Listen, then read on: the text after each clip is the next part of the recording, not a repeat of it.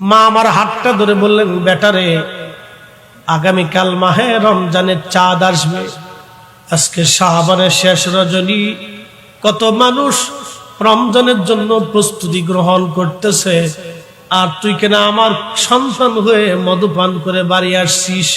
কত মানুষ মরে যায়, তুই কি মরতে পারিস না?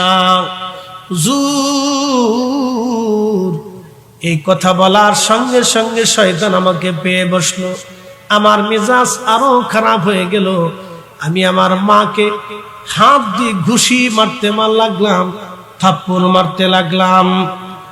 আমার দেশের অনেক যুবকরা মাকে মারে, মাকে আঘাত করে, বাবাকে মারে, বাবাকে আঘাত করে। অষ্টগ্রামবাসী সভাপতি মহোদয় এখানে বসে আছেন। আমি আমার মাকে আঘাত করতে লাগলাম, ঘুষি মারতে লাগলাম, পিটাইতে লাগলাম। মা আরো আমার উপর রাগান্বিত হইয়া মা আমাকে প্রতিহত করতে লাগলেন। আমার মেজাজ আরো খারাপ হয়ে যাওয়ার পরে আমি আমার মাকে জাপটে ধরে নিয়ে আগুনের মধ্যে ফেলে দিলাম।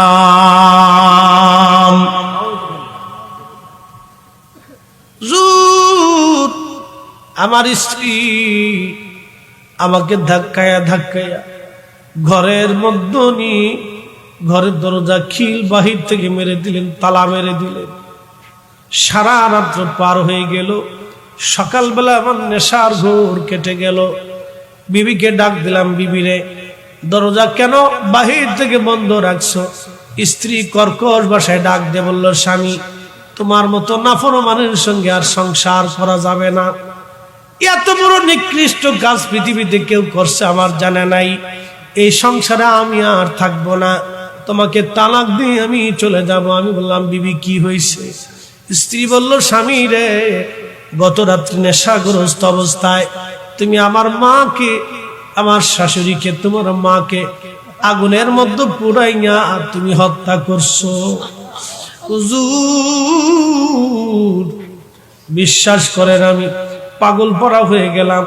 ঘরের দরজা ভেঙে বের হয়ে দেখি মা আগুনে পুড়ে একবারে কালা হয়ে গেছে, সমস্ত শরীর মার পুড়ে গেছে। চিন্তায় আমি পেরেশানিতে আমি হতভম্ব হয়ে গেলাম। করলাম কি আমি? যে মায়ের পেটের মধ্যে 10 মাস 10 দিন, বছরের পর বছর ধরে মা আমার লালন পালন করল। কত রজনী মা নির্ঘুম কাটাইছে, কত রজনী মা নির্ঘুম কাটায়, কতদিন মা ক্ষুধার্ত ছিল আমার জন্য, কত রক্ত মার গেছে, কত ব্যথা মাইরে দিছি। যেই নারীরা গর্ভবতী হয় সেই নারীকে জিজ্ঞেস করবেন কেমন লাগে গভীর রাত্রিবেলা সবাই যখন ঘুমায়। আমি আমার মায়ের পেটের মধ্যে সহজরে লাথি মারছিলাম। মার ঘুম ভেঙে গেল। ঘুম থেকে উঠে মা বসে থাকে।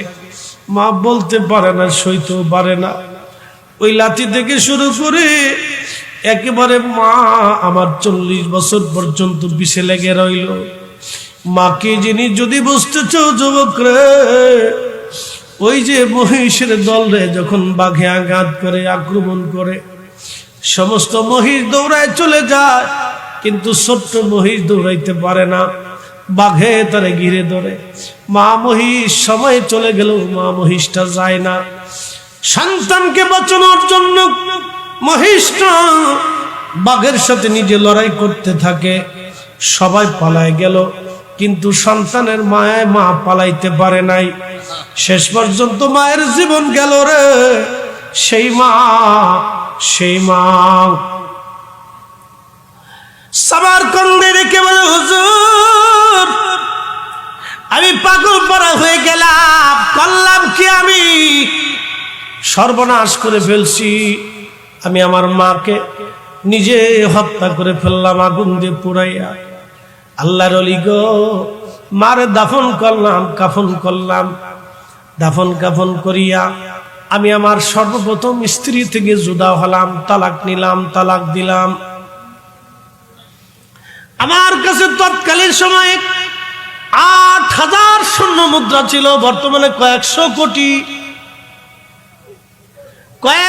কোটি 8,000 স্বর্ণ মুদ্রা ছিল। আল্লাহর ওলি সমস্ত স্বর্ণ মুদ্রাগুলি গরিব মানুষের মাঝে বন্টন করে দিলাম, যদি আল্লাহ আমারে মাফ করে দেয়। হুজুর 12 জন দাসী বাদী ছিল, আজাদ করে দিলাম, যদি আল্লাহ মাফ করে দেয়। সহায় সম্পদ যা ছিল আল্লাহ রাস্তায় দান করে দিলাম, যদি আল্লাহ আমারে মাফ করে দেয়।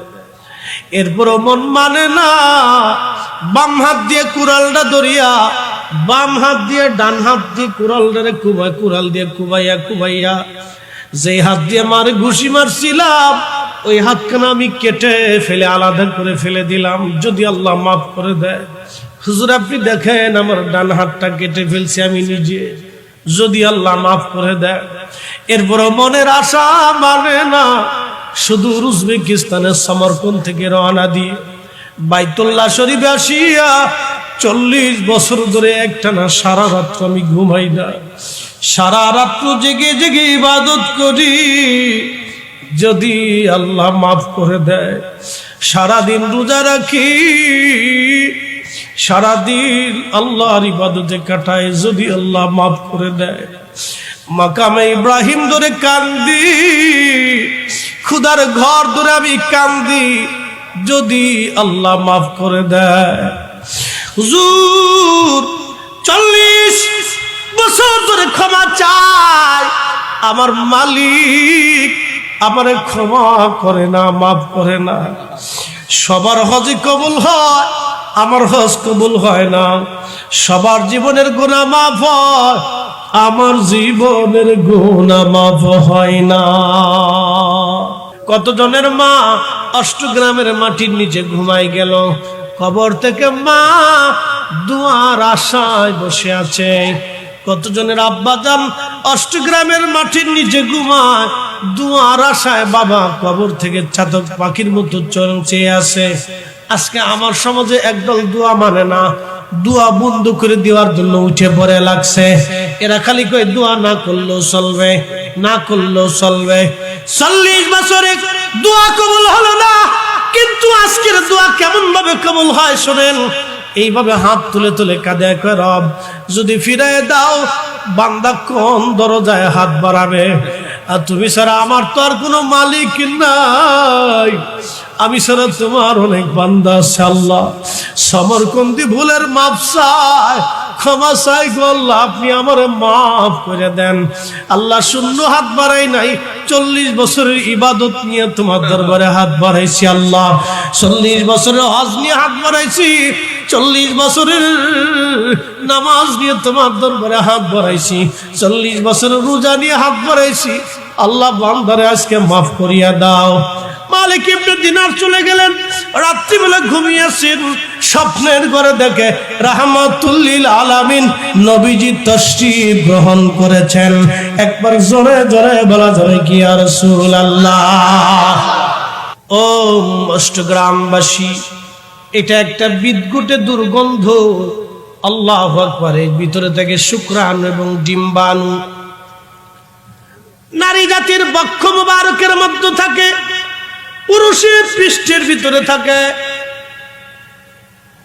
এই শুক্রাণু ডিম্বাণু থেকে মানব জাতির সূচনা করলেন আমার আল্লাহ, বংশ বিস্তার করলেন আমার আল্লাহ। এই জন্য কোরআন আল্লাহ বললেন, কাইফা তাকফুরুনা বিল্লাহি ওয়া কুনতুম আমওয়াতা।